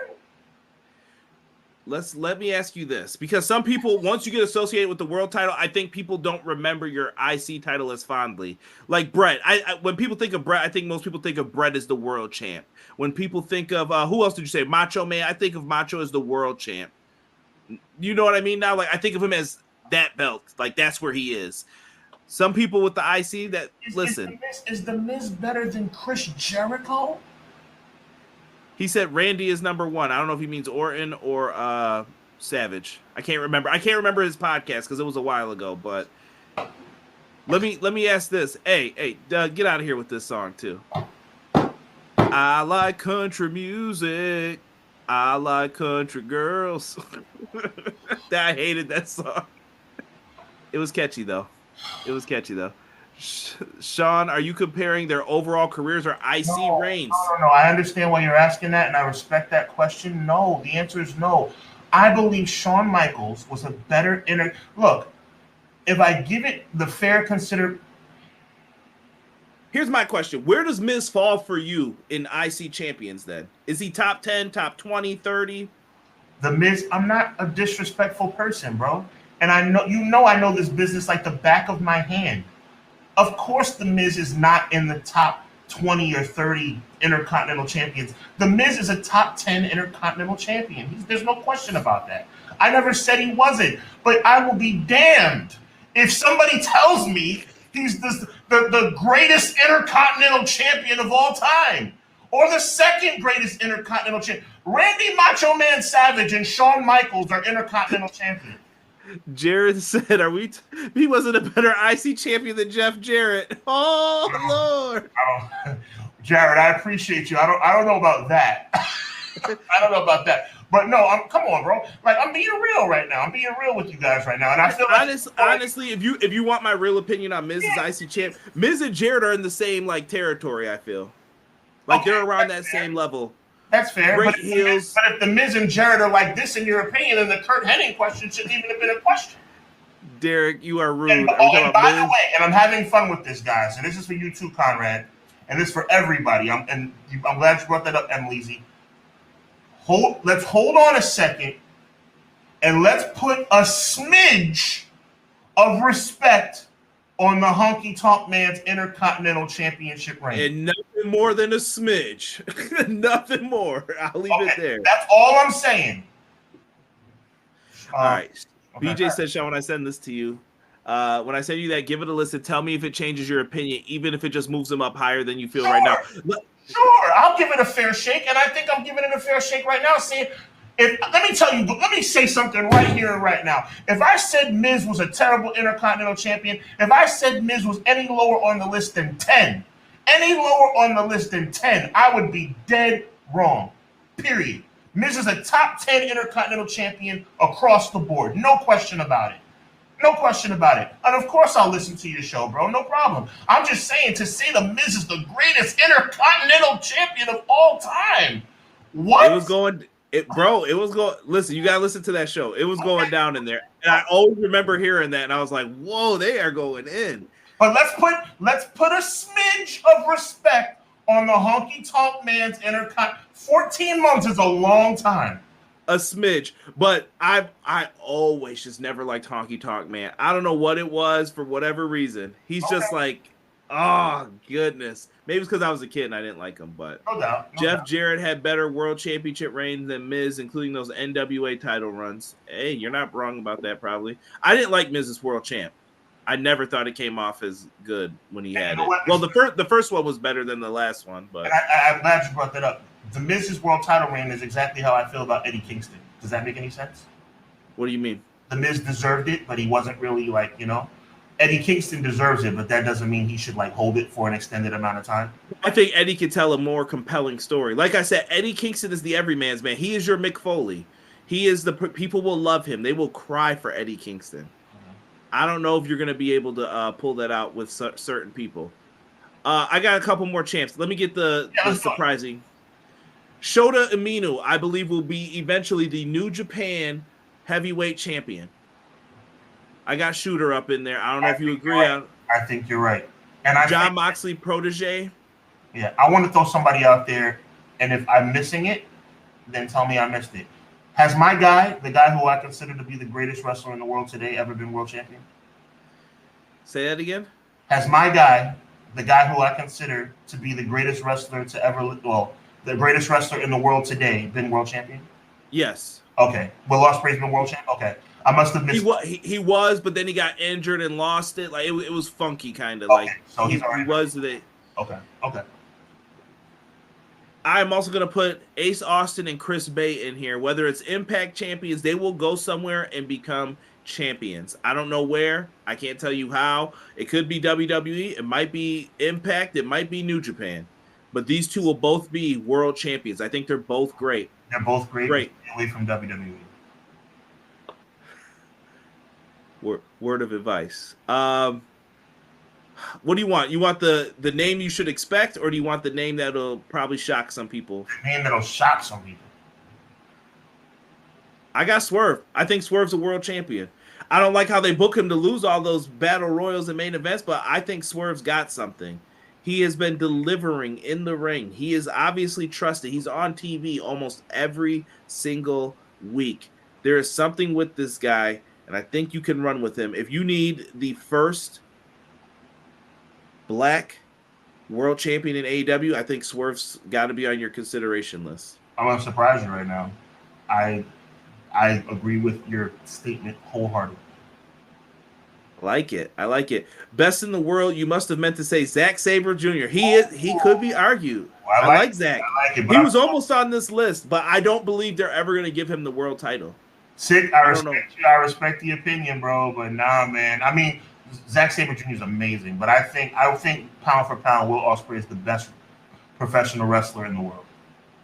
Speedball Mike Bailey is another name that just got dropped on us. Honky Tonk Man pulled a Roman Reigns with the IC title. He didn't fight anyone, and when he did, he won by DQ or slipping the guitar. Nostalgia is he's listed. Classic heel stuff. Swerve is gold. Yeah, but Honky Tonk Man's been able to say for like 20, 30-something years, I'm the longest reigning Intercontinental Champion. Don't you ever disrespect me. And I think that's finally going to get broken with Gunther, I think. He got it. He needs to move from... No, Swerve does not need to move on from AEW. AEW is home. AEW is perfect for Swerve Strickland. Yeah, I think he got treated very badly in WWE. I don't know what happened with that. Garbage. Even in NXT, how long did it take him to get like constant TV matches in a character? I was like, dude, they treated him terribly, and he should never. He said Sean had to go yell at Triple H for him, like, yo, put this dude on TV. This guy on TV, absolutely. Swerve Strickland should have beat Orange Cassidy for the International Championship. He still might. I think Orange's time is coming up soon. Hey, listen, Orange was someone AEW expert, help me out, bro. What exactly is All In gonna be now? Because now I'm confused. Because they're announcing All Out matches before they're announcing All In matches. I'm confused. All In's gonna happen, but I think All In's gonna be a big promotional show for All Out as well. Does that make sense? No, it's a week apart, bro. So you're gonna have matches that are gonna have some will have repercussions going into it. You may have a match where it's like, if you win tonight, you're gonna face this person at All Out, but we already know who's going to All Out. That's why I wanted to ask you. I know you knew what you were talking about, but you know how bad that sounds? You're gonna put 80,000 people in a building for a show to promote a show coming up the following week? Let's see what they do. Nothing's really been announced yet. I'm kind of waiting. The only thing I've seen announced for either show is that they're doing a battle royal to see who's going to All Out. They already did it. Okay, so no, I'm saying that's the only promotional pieces I've seen. Right now, it's Darby versus Luchasaurus, but what could happen in the weeks leading up? We don't know. Right. So, and they need some stability with that title, is how I feel. And my last one. Oh boy, Ricky Starks. He's got it, man. He's good. Did you watch Collision with Punk? Yes, I did. Especially with the heel turn, I love it. He stood toe-to-toe with Punk. Jack Perry. I've lost a little faith. Do you? Okay. I'm not feeling it as much as I did maybe in the beginning I would have been. Yeah. Both will be a pay-per-view 2 weeks apart. They need to come up with some double deal with the pay-per-view, bro. One price package deal or something. Joel, I ain't paying for two $50 shows. Yikes indeed, Joel. My sentiments exactly. Not good, too much on their plate. Listen, they needed this, though. WWE had all those people talking, we're breaking records in Mexico, we're breaking records everywhere. AEW, they got to do their own thing. And right now, they're inching towards that WrestleMania 3. I'm just letting people know. You may not like it, but it's true. Ricky didn't turn heel. Ricky was finally just being himself. Stroke daddy. I like Ricky. Ricky's someone who I see a lot of potential in. This was a fun show. I had a chance to meet with him. He's cool. This was a fun show. I like this one. Sean, do you got something coming up this week? Yes. Not this week, but the article just dropped. Article's dropping midnight for the preview for oh my goodness. Crawford versus Spence Jr., the biggest fight in the world this year. I'm looking forward to that. And the biggest show in Hubbard Wrestling Weekly history is coming up. And I'm talking about being 75 shows in. You know, I'm really excited about this. On August 3rd, we're going to have the Bloodline versus the World as it relates to storylines of all time. It's going to be myself, my Clash of the Podcast partner, Conrad Cushman. It's going to be Crystal S., who you guys have seen on my show before, and a newcomer, somebody who's really dope. She's a fashion model and a wrestling historian out of Kansas City, Missouri. Her name is Renzi. All four of us are going to be on the Hubbard Wrestling Weekly channel on Thursday, August 3rd, 8 p.m., and we're going to discuss the Bloodline as it relates historically up against other great storylines in history. And we're talking about the cream of the crop. We're going to see how the Bloodline stacks up against the Mega Power storyline. We're going to see how it stacks up against McMahon versus Austin. We're going to talk about how it stacks up against HBK versus Bret Hart. We're going to talk about how it stacks up against Andre and Hogan. We're talking about the greatest storylines of all time, and we're going to compare them to the Bloodline and see which one comes out on top. August 3rd on the Hubbard Wrestling Weekly channel. Man, breaking news. Roosh has signed a new deal with AEW. So it looks like Roosh is sticking around for a little bit. Definitely got that. Shout out to Matt Lopez. He keeps me up to date on all the AEW, ROH stuff happenings. Joel's asking for your prediction. I am thinking it's going to be. I'm picking Spence. I'm picking Spence Jr. to win by split decision, which will automatically lead to the rematch. I am going to go with Spence as well. I really don't have a reason. I hear you. That's just my guess.